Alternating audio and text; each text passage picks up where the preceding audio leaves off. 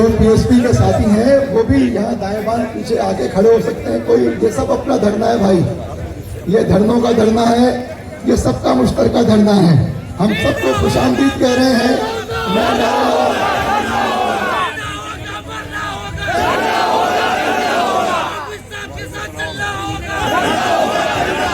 सबको मिलकर लड़ना होगा, सबको मिलकर लड़ना होगा, जीना होगा मरना होगा, जीना होगा मरना होगा, जुल्म सितम से लड़ना होगा,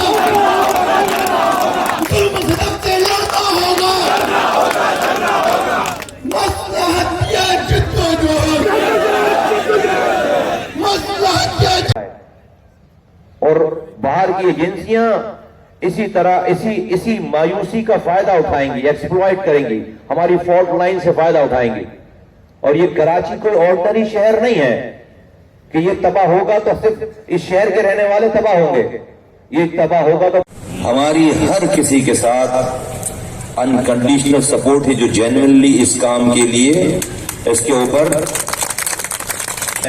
नईम भाई के पास पहले आपके मरकज पे गया हूं, हमारे साथी पहले गए हैं, फिर मैं गया हूं मरकज पे, और हमने ये बात की कि भाई सियासत इलेक्शन में कर लेंगे, जिसको लोगों को वोट देना होगा वो दे दे, लेकिन इस बात पे सियासत नहीं है।